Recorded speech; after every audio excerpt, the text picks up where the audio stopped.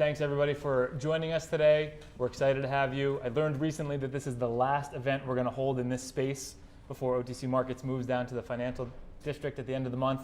So we're happy to share this moment with you. I know Pat referenced the fireside chat and our social media did too. Looked a little bit more closely at our insurance documents and decided to nix the fire part of the fireside chat, but we promised to keep the same kind of warm tone throughout. We're going to cover a lot of ground. As far as the CfPA is concerned, anything related to crowdfunding, digital assets, digital securities, all the related regulatory issues, all of that's inbounds. All of that's kind of what we cover. And we have great panelists to do it. We're going to reserve some time at the end for audience questions.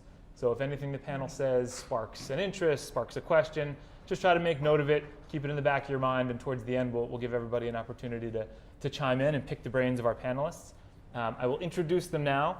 Next to me is Robin Sosnow. She is a securities lawyer here in New York and a professor at the Central Michigan University Graduate School. Robin has a practice focusing on small company entrepreneurship and equity crowdfunding and legal innovation and basically everything related to what the CfPA focuses on a regular basis. She is also, importantly, the author of the Crowd Crypto newsletter, to which you should all subscribe if you don't already. A fantastic source of just keeping abreast of what's going on in the crypto community. Next to Robin is Vince Molinari, who wears a number of hats, prominently as the co-founder of Templum Inc. and the CEO of Templum Markets, which is its wholly owned subsidiary. Templum is a FINRA member broker-dealer and an SEC-registered ATS, which we at OTC Markets know a little bit about as well. Vince has over 30 years of industry experience. If you are a regulator, 20 years, 15. If you are a regulator or a legislator who has any involvement at all in the financial markets, you've either heard Vince testify or been in front of been at a panel in which he's participated or seen him on TV. So very excited to have Vince be able to chime in from his perspective as a market operator on all of the issues relevant to today. So like I said before, we're going to try to keep it conversational, but I will kick it off with just a couple of questions to get the conversation underway. I will start with Robin to my right.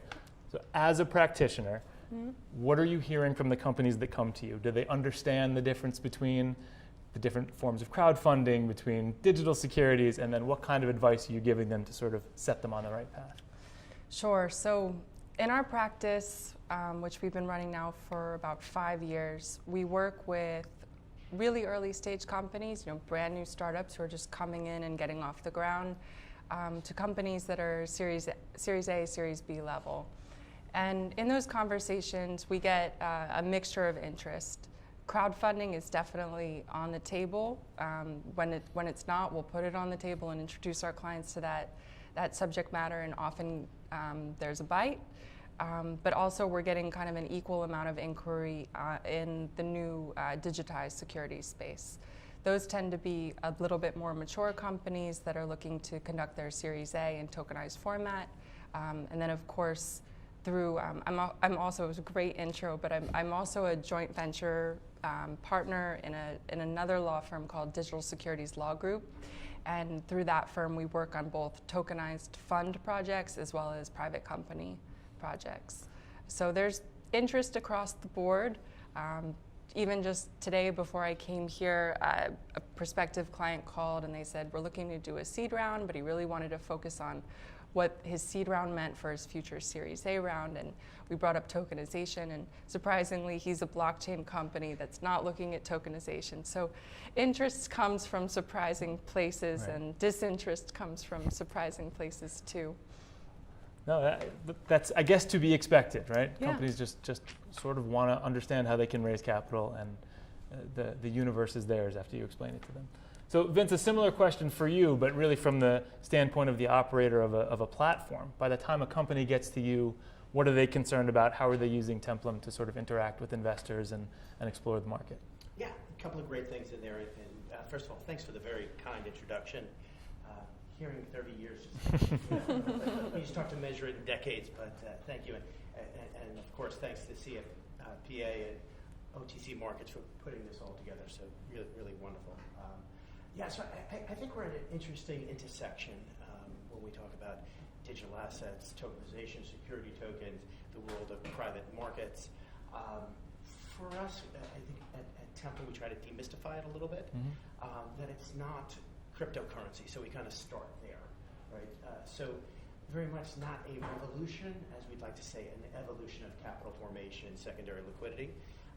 The world of cryptography has certainly been wonderful to bring, I'd say, visibility and awareness to this, but we don't transact in, I would say, anything that is a cryptocurrency or even a utility token. Right. So we leave that argument to other folks and perhaps legislators or other regulators who are going to try to move that needle. We start with the standpoint that this has always been a security. It is a security, so we have this wonderful rule book that we can operate in the 33 and 34 Act, and thanks to CfPA and CIFRA and the early organizations, this wonderful movement from the Jobs Act that all kind of collides at this point. So for us, the digital representation really is the evolution of the ownership reflection. And our great friends at Computershare in the back, and certainly Carter over here, when we look at what does that mean, right? For us, it's looking at the unregistered security market or the illiquid instruments. How do we take this vast universe of $3 trillion of annual issuance here in the United States and bring a level of visibility, transparency, and we feel smart securities, as we would call them, on a smart contract is the way to bring standardization, best practice, information disclosures, access to information that we didn't have before, audit trails. So it's a little bit of the blurring of the lines, I'd say, between a private, non-tradable and a public instrument, and we're kind of blurring the lines a little bit. Are people coming to you after having talked to somebody like Robin where they have a little bit of legal sophistication on their side, or is it a little bit more wide open? I'd say if you asked the question 2 years ago, much different than today. Yeah. I think there's been not unlike, again, the early days of the Jobs Act, that education and awareness. So I think we're seeing a level of sophistication today that we weren't even 12 months ago. A lot of institutional engagement. What we thought was early on more democratization, accredited market place that has kind of flipped on us and gone very much institutional. And we think we will trickle down and get more democratization back in. But that's been kind of one of the surprising parts for us as, I'd say, more established market participants coming in. Yeah. From our perspective, we've kind of seen it from all sides as well, where you get companies that are obviously focusing on a secondary market by the time they get here, but that some understand, okay, I've done a Reg D and there's a holding period and I understand what that means. Some sort of dipping their toe into Reg CF or Reg A and not necessarily understanding what that's going to mean for development of a secondary market. And I find it interesting as these things are around for longer that they do make themselves a little bit smarter by talking to somebody like Robin and having a legal representation. Exactly. That's how it works. Something that's been really fun for us is working with companies that are a bit past the traditional seed round, who have started to look at tokenization, maybe participated in the ICO craze, for what that's worth, and see the value of bringing their network into the transaction through crowdfunding. Reg A Plus, of course, isn't really going anywhere at this point for tokenized offerings, so Reg CF is on the table. And while $1,070,000 isn't really enough to move the needle on whatever their business plans are, it is enough to bring the retail crowd or their user base or their network into the deal. So we've been excited being able to work on Reg CF deals that are digitized, coupled with Reg D, Reg S private placements, to give our customers the effect that they maybe would have liked if they had participated in the whole world of ICOs, now in a more structured, ownership-oriented transaction. Is it still people looking at kind of affinity investors and people who are interested in their product or service, even as they get into the digital aspect of it? Are they still focusing on the same group of investors? Yeah, that's what crowdfunding is all about. Right. It's taking your community and bringing them into an ownership role of your company so that they can be your ambassador. Right. So why think of it any differently in the tokenized context? We're still working with the same exemptions. We're just bundling and digitizing ownership in a new way, in the way of the future. Right. I think that's a lot of what you're saying too. Just having people understand that this is a security, this is a thing you can understand, probably the first hurdle. Yeah, and I think one of the other ends of the spectrum that we're seeing a lot of, so I totally agree, again, whether it's CF, Reg A Plus, if it actually ever starts to get unlocked through the commission and Reg D, right. It's all the same on the line. Where we're seeing much different applications, again, that we didn't anticipate, is looking at that smart contract as almost the ultimate structured product vehicle, so that you can embed, whether that's debt, equity, profit participation, revenue participation, where we're taking these illiquid instruments, what we've done with real estate, and unlocking capital stacks, what we're doing with intellectual property and patent portfolios, and putting those in a digital format.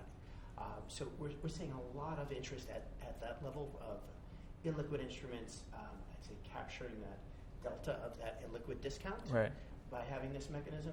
That's really resonating with the institutional participants. So you've both kind of referenced the commission in various levels, either where there may be roadblocks or where they might be trending. What are you seeing as the kind of the biggest hurdles early on, and then where do you think things might go? And I'll throw that out to both of you. Okay, well, the low-hanging fruit is crowdfunding, and it's no news to anyone here. Many friendly faces in the room of people I've known for years now. That regulation crowdfunding certainly has its drawbacks. You know, there's a limit on how much you can raise. There's really comprehensive disclosures that have to be made both at the company level and on the financial reporting level. Investors can only invest so much if they're not accredited, and even if they're accredited, there's limits on how much they can invest on an annual basis. So regulation crowdfunding in and of itself is an exemption that's highly workable, but also could be significantly improved. So you get any indication that improvement is coming? You think that there's interest from the regulatory side? You know, so there's been a bill from last summer, Jobs Act 3.0, that's seeking to transform some of the features of the Jobs Act.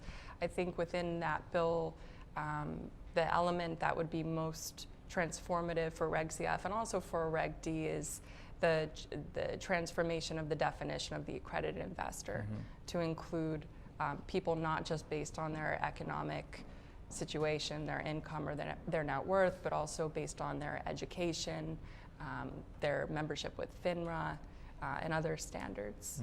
That's something that I think CfPA can be a huge part of, and I'd like to be a huge part of because of the impact that would have on our country. Yeah, look, there's a lot of interest in that sort of thing. You and I have talked about that in the past, and just shedding a little more light on that and making people understand why that standard of knowledge it makes you just as accredited as you know, a financial wherewithal. Right. So Vince, from your perspective, similar view towards the regulators? You know, I'd like to start out with I think the regulators in the U.S. have been very engaging here, whether that's the SEC, and whether you want to talk about corporate finance, trading and markets, investment management, talk about FINRA, even NASA, right? And for us, although we're not engaged in the commodity space, CFTC, where we have lots of conversation. I think this is a holistic market infrastructure change that is multi-decade in its making of how blockchain, smart contract digitization are going to impact our capital markets, our secondary liquidity.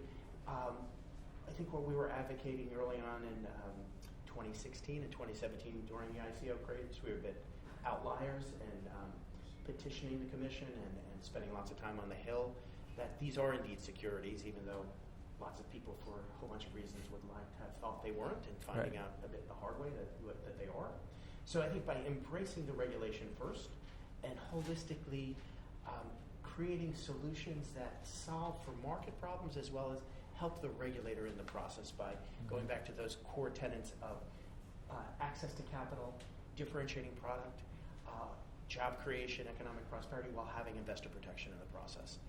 So I think the Commission has done a really thoughtful job in the past 2 years of not stifling innovation, embracing it, kind of watching it a bit, bobbing and weaving, and I think Chair Clayton's come out pretty clearly in much of his comments around these being securities, the need for alternative trading systems to transact. Where we are now in our advocacy is really the post-trade. I think we have this real challenge in the marketplace, and I'm sure you see it as well. You know, when regulators start to ask for custody or how are you settling, and I was like, well, time out. None of these instruments are DTCC eligible. These are private unregistered securities. There are no custodian requirements, therefore they're not in place. So it's that blurring of the lines. So we're using Sure. this public market nomenclature around custody and settlement that doesn't necessarily apply, but then all of a sudden you realize this is a $3 trillion marketplace annually in issuance, which is now dwarfing our public market issuance. Right. So, there's this kind of give and take. So we've embedded the transfer agency function into blockchain, right? Fantastic. So, now if you talk to most people in the blockchain space, well, they didn't know what 12G was. Well, Right. they don't know how do you comply with it. So these are all, I'd say, historic market infrastructure, and how do you modernize those? How I'm very proud as Templum to have collaborated with S&P CUSIP, right? Putting CUSIP identifiers on the primary issuance and secondary trading. What does that do? It's the first data points in creating access to data and information. Now all of a sudden these instruments are discoverable on Bloomberg and Reuters terminals. So it's, I think it goes back to a market infrastructure shift around this vast universe of illiquid instruments. I think that sort of thing is even going to lead to broker-dealer involvement in secondary markets and the ability of people to track, to trade report, to do all of those things that are required in just a typical transaction. It's going to work a little bit differently. People have to get used to that. But we're seeing, even in our discussions with regulators, I think it's interesting, it's sort of developed along the lines of how a market develops. The first interest was in, all right, we have companies, how do we support these small companies? How do we get them money in the door? And then once they had some mechanisms in place for that, it was, now we have to consider what's going to happen after that. What kind of liquidity are they going to have? Where are they going to trade? How are they going to trade? And so our conversations with regulators have kind of evolved along those lines as well. I think we're at a point now where, which is I think what you were expressing, where there's a little bit more understanding of how this needs to work, and it's just a matter of getting everything sort of embedded into the system and making sure that the regulators and the issuers are speaking the same language with respect to how this is going to play out over time. Yeah, and if I can add to that, certainly for us, and it's a lot of the folks in this room, it's CfPA, it's CIFRA, it's going back to the early days of before the Jobs Act was the Jobs Act, and there was the individual titles. When you sat and had a conversation with a regulator about the integration of social media into the distribution of securities and the removal of general solicitation, whoa, time out. Right. Amend holder of record rules in 12G to go from 500 to 2,000. So I think when you approach it responsibly, there's this education, and it isn't an investment of time. It just doesn't happen overnight. So now, 5, 6, 7 years later, depending upon when the actual rules were put into place after that 6-month, 5-year period, you now have a different narrative. So that's now comfortable. Right? The fact that we were trading private securities back in the day, was that legal? Well, yeah, we think so, and here's why. It says X. Well, now we have the birth of how many unicorns? And investor education and awareness has now said, I feel comfortable in capturing alpha earlier in the cycle in a private security that now starts to expand to public company valuations a la unicorns, and it's not on a public marketplace. Right. So that whole paradigm changes over time. So I think it's this reinvestment of education in the next technology with regulators and market participants. So I think when we look at this in 2 years from now, it's going to feel pretty comfortable. All we did was move recorded ownership from what was paper certificates back in the day to the paper crisis in the 70s and the creation of DTCCC and electronic recorded to, wow, feels pretty comfortable. Nobody wanted to give up their paper certificate to have electronic. Well, I think we're in that same cycle here. So. Sure, and look, the electronic market is what leveled the playing field. I think it's a good segue into also how investors are interacting with this market, and we focus a lot on how companies feel about it. But before we leave the Sure. regulatory topic, I just want to point out that while, yes, this is all true when it comes to securities, and there already is an existing framework, and now we're just migrating to a new infrastructure. The topic of what about the tokens that aren't securities does matter too, and some of our politicians and regulators care about that topic too, and certainly from a global perspective, we don't want to get left behind because we're unwilling to create a strategy or a protocol or a new asset class for tokens that really don't represent ownership. We have so many inquiries from companies that want to get their tokens out into the hands of their network, but their tokens don't represent ownership. They truly don't. There's no dividend model associated with them. There's no underlying economic rights. They're sometimes baked into a referral program or a point system or a membership system. And they want to issue them and they don't want to raise money in connection with those issuances, but they can't airdrop them. Right. You know, we've learned with Tomahawk, and they're all securities according to Clayton. So, or maybe that was Hidman.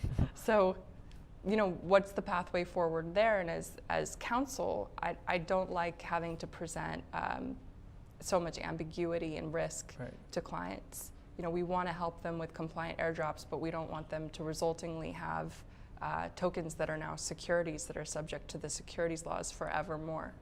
So that's an area I would personally love to see improvement and clarity in the years to come. You mentioned getting left behind, which kind Yeah. of brings to mind where this market is globally. Are there pieces of the global framework that you would recommend to regulators here, or where you advocate on behalf of issuers and That's investors? a great question. It's a great research project. We will assign it to the room generally, actually. No. I guess Go ahead. before we do leave the topic of regulation, it is the fireside chat, if I can throw it. Yes, Yeah, there's yeah. some fire on Gas it. on the fire. So, in a productive way. So, if I take off the security hat, and everything that we focus on at Templum is indeed a security. But I will tell you, in our conversations, there is a tremendous value in non-security token instruments, right? Whether we want to call those a utility token, consumer token, whatever Right. brand that folks want to put on it. It's a question, I think, to me is, are people being honest of what the functionality actually is, right? So, you know, Congressman Davidson and Soto, the Token Taxonomy Act, right? There's a pathway to say, hey, they're asking for preemption of securities law for utility tokens. Likelihood of that happening in that Right. slim to none, but I think that they're creating the visibility of the narrative. But when you look at the power of app development, fan base engagement, consumer engagement to a brand, machine to machine applications and growth of a true utility token, if it stays on app and does its thing, and somebody doesn't lift it off and say, hey, by the way, now I want to trade that somewhere, it changes the very nature of what that instrument is. Right. So, yeah, it's going to be fun. Do you think it's a question of people being honest about it, or not understanding necessarily what they're getting into, or some mix of both? I think, you know, pre-Dow 21A ruling and, you know, summer of 2017, that the naivety argument kind of went away. So I think we're somewhere between, yeah, let's be honest about it, and let's compete globally. Right. So there is a balancing act, and I think Sure. there is a value to whatever you want to call it, how this could be utilized, if it's true native to the app and the intrinsic value there, how it rewards, how it could be non-economic. Absolutely. Right.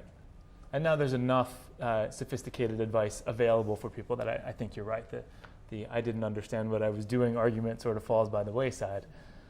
You know, we see it a lot with companies as well. That's why we have our kind of disclosure-based philosophy around companies that may not be as well understood, or where the trading market isn't as well understood.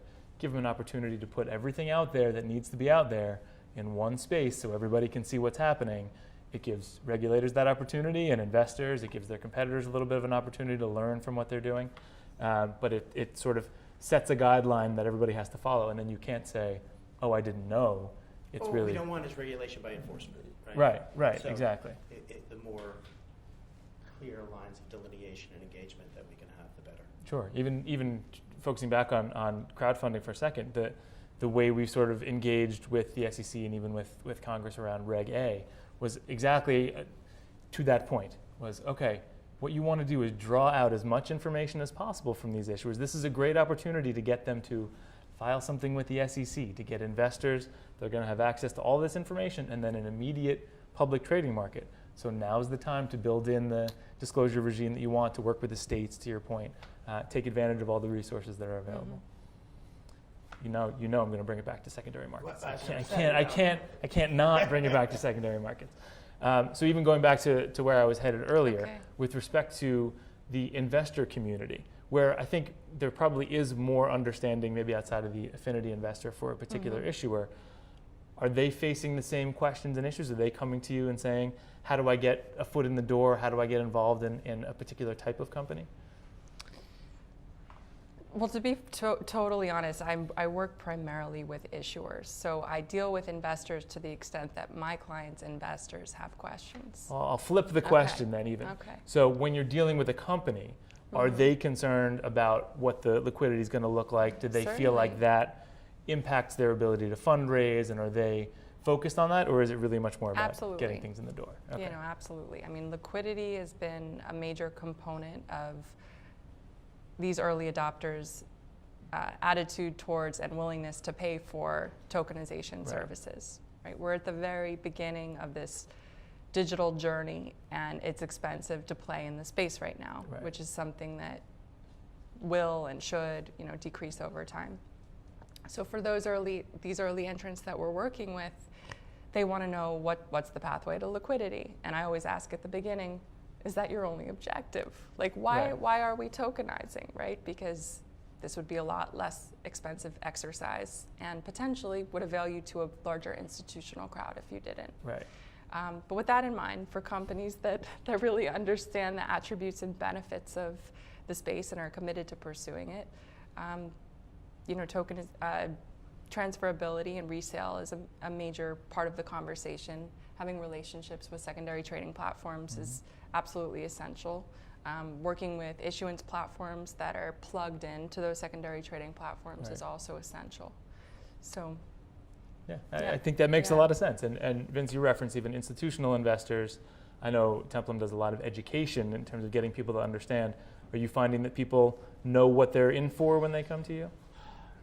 More so today than just 6 months and Right, 12 right. months ago. I think the euphoria coming out of the marketplace and the recognition that the ICO market changed and Right. people lose money, and a lot of money, and now there's casualties, right? There's lots of unfortunate individual investors that are now stuck in the former iteration of ICOs that are deemed to be securities that were not issued properly.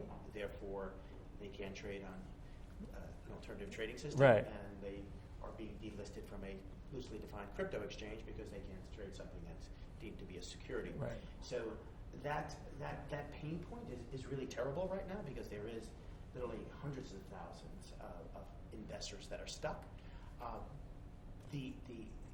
say the upside to that is it's created this recognition of there's a right way to do this. To your point, right? Right. That looking at a pathway to liquidity and putting a digital wrapper on it isn't this magic solution that all of a sudden you're going to list and there's tons of volume, right?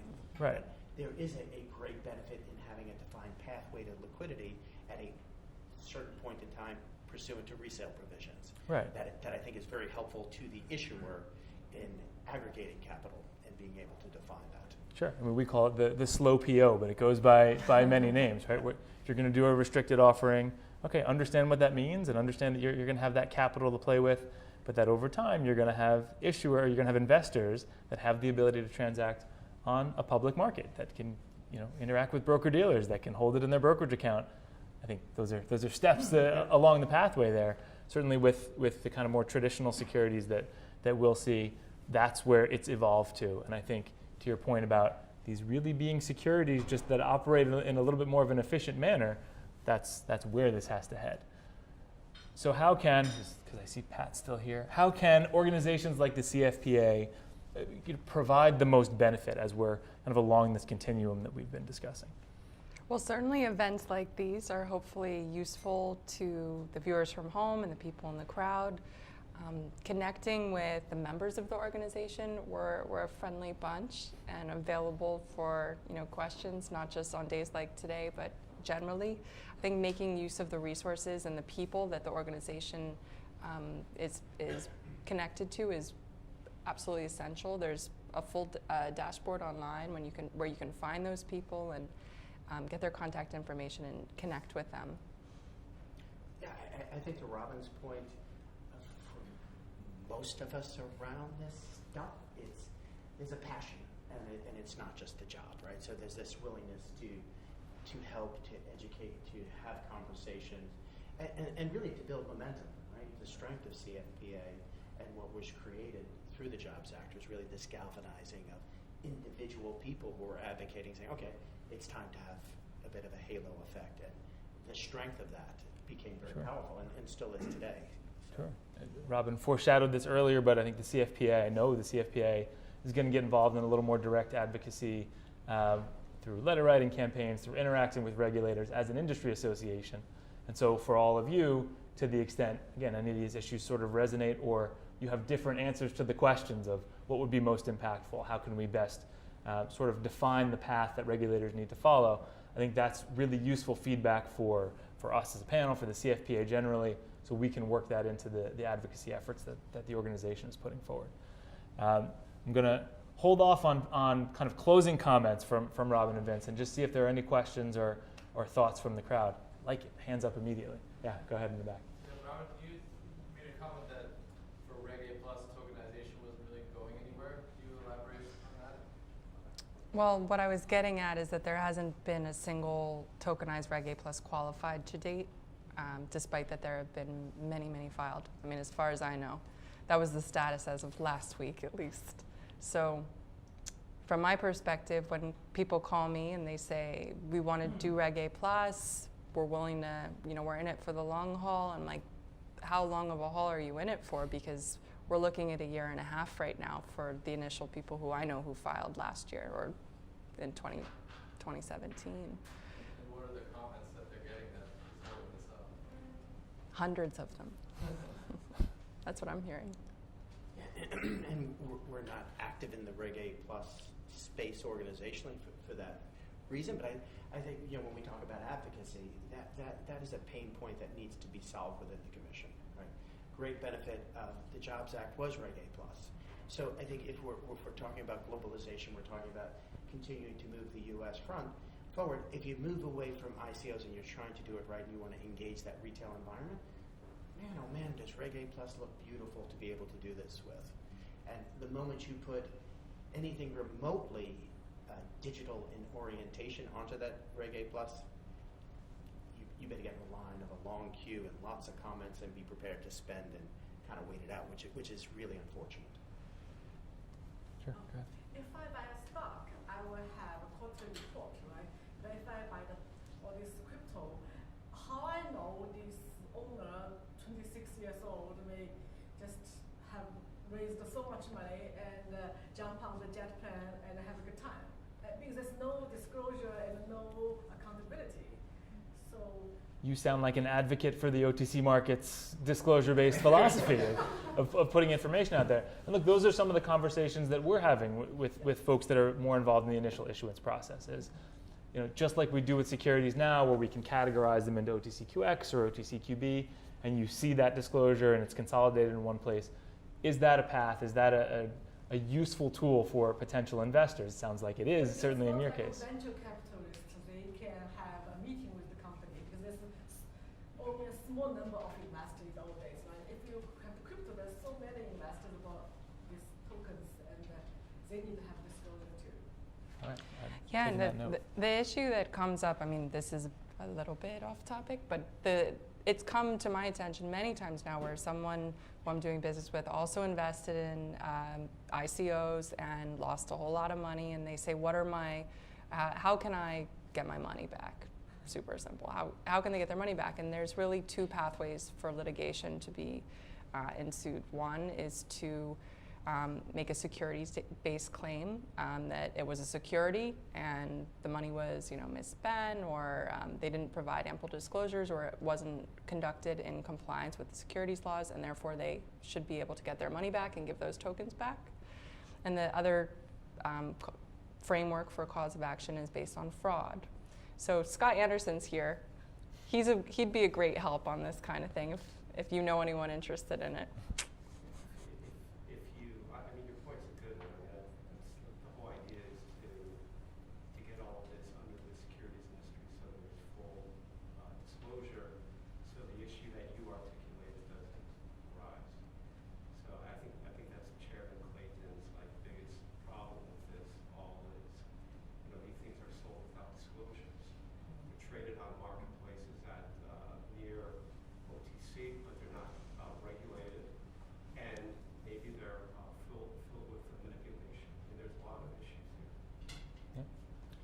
Oh, go ahead, Vince. No, go ahead.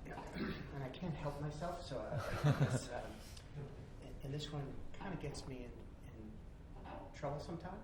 But it's a core thesis of Templum that we don't transact on public chains, and we don't utilize ERC20, for example. Part of that, right? So it's a permission chain, right? Why is that? So that you're removing counterparty risk. There is no anonymity. You know who the providers are. There are levels of what we require, not dissimilarly, is levels of disclosure. So it is not fully decentralized. In fact, we don't think there is truly a fully decentralized blockchain for securities. In the world of supply chain or other methodologies, absolutely. You need permissioning of the folks, whether that's the broker-dealers, the ATS, the licensed people, the SRO, to be able to participate. So the moment you do that with a private chain, you reduce that fraud, you reduce the counterparty risk down dramatically. So that's kind of a cornerstone of how we approach the marketplace. There's a gentleman just behind you who had his hand Yeah, I raised. was just wondering, do the blue sky laws apply to tokenization or crypto crowdfunding? And if so, how do you manage it? So I'll give the first part of that answer. The blue sky laws generally really act on the brokers. So it's a broker's obligation to make sure that there's blue sky compliance before giving advice in the security or purchasing in a managed account, et cetera. So all those things would carry over if you're talking about, securities really at their core. All of those things would carry over. In the case of a self-directed investor, just like on OTC markets, anybody can call their broker and say, I'm interested in buying or selling X, Y, or Z, and the blue sky laws don't prevent the broker from taking action in that space. So at a baseline, that's how it should operate. But when it comes to digitized assets, the regulators sometimes need a little extra time to get comfortable. So I don't know if you have different thoughts or experience. Just a more specific response is that for securities that are sold, digitized securities or otherwise that are sold in reliance on Reg D, you, as the issuer in the primary, I'm talking about primary issuance, would be required to file state blue sky notice filings in the states where investors reside. With Reg CF, those filings are not required. Mm-hmm. Sure. Old school question about common stock issuance using Reg A+. It's funny that that's old school now. But, and any progress on getting them to be able to be quoted immediately upon closing on OTC? Maybe this fits into the blue sky stuff you were just talking about. To some degree. So in terms of our ability to handle it, since Elio came on, we've been able and kind of ready. It's just a question of getting the rest of the industry players involved. So there's a 211 that has to get filed with FINRA and get approved. There has to be a transfer agent on the back end who's either working with DTC or otherwise facilitating that kind of transfer. There have to be brokers and clearing firms that understand what this thing is. I think we've taken a lot of strides in that direction. To Robin's point, as it sort of relates to tokenized assets, it's going to be a lot harder to get that movement. But from your old school 2016 question, I think we are much further along. We now need a couple of really good Reg A companies to come through and break down what's left of those barriers. So you think the right companies coming along, filing the offering circular and asking for this might help break through? I really do. I think that will go a long way. And then once, even at the initial, even with Elio, the initial Reg A, we had conversations with clearing firms to sort of get them comfortable with what Reg A was and how it worked and talk to their compliance folks. So I don't want to say attractive, but maybe the more sophisticated the issuer is who's conducting that offering at the outset, you're going to have an easier time having people understand. Thank you. Sure. Sure, in the back. From the successful campaigns that you've seen using social media to drive the funding, do you see any patterns of, we've heard for every dollar spent, they're raising $4, $5. Have you seen any metrics starting to develop in the market? From our side, we haven't. Most of our engagement is still institutional. So we're kind of using the social media as education awareness around the business and certainly the availability of the security for sale. But I'd say in fairness, without a big retail focus or any retail focus, we don't have those KPIs. In the crowdfunding context, marketing is so important. So I similarly don't have any specifics. I work with, or I refer people to Dan Baird when they're looking to hire a digital marketer to facilitate their campaign. And he may be able to give you those stats. But what I do know is that my clients who abandon marketing or expect that the funding portal is going to raise the money for them, they don't get too far. So preparing pre-launch, pre-filing of the Form C and getting some traction on social and maybe newsletter, you certainly cannot advertise the fact that you're crowdfunding until the Form C is filed, but you can build up your company in the months that precede the offering launch. And then from there, utilizing social media and other online digital communications to attract your network, is absolutely fundamental to a successful regulation crowdfunding campaign. Yeah, we have time for maybe one more, or we'll go to some closing comments, and then I'm glad we opened the bar in advance, but it's still open for afterwards. we won't hold you up for too much. Exactly. I think that added to the flow of the questions here. No, any final thoughts or things that I didn't ask about or we didn't get into that you wanted to address? Listen, I think the water in the pool is getting warm. Right? I think it's, I don't know if the lanes are quite there yet. In fact, we like to say, people talk about this being early innings. I think we're still building the stadiums. But this is big, and it is multi-decade. Digital assets, blockchain, are here to stay for sure on our side. And I think it's going to evolve to the public markets in a big way over time. But I think the opportunity is around the unregistered and liquid instruments right now. The number of public companies on the exchanges has declined 50% in 10 years. Don't you think that has a lot to do with why we're perceiving a whole new market as digital? That's my business plan. Yeah. That's a good closing question. Thank Home you for the run. promo. Look, it is. Thank you. It also depends on how you view what a public company is, right? You're right, certainly, and you couched it appropriately in on the listed exchanges, but public company has, certainly from OTC Markets perspective, a different definition, and then as you get into what Templum's involved in, an even broader definition. So there are a lot of ways for a company to be public. Well, traditional. Right, sure. No, I agree. Yeah. I agree. Robin, anything to close? So to close, I'm absolutely beyond grateful to have been invited here today to participate in this with you too. Right? Me too. No, you gave a good one in the beginning. Right. Really though, thank you. Thanks to the CfPA for putting this on and to the OTC Markets for hosting us. For me, I started lawyering 6 years ago, and when I came into it, crowdfunding was my calling. I discovered it in business school. I decided to open up my own shop and pursue equity crowdfunding. This whole world of blockchain technology was not on my radar at that time, and it's completely blown my mind. So I thought I caught an early wave and was one of the first adopters of the Jobs Act, and I go by Jobs Act lawyer, and it's been my thing for a little while. But now to have caught what seems to be the tidal wave, and to be around people who are also so involved and engaged and accomplished is really exciting. So I'm glad you're all here, and please feel free to connect with me, whether you're in the room or at home. I'm available. I'm not going to try to top that. Thanks everybody for coming, and thanks to the CfPA. This was great.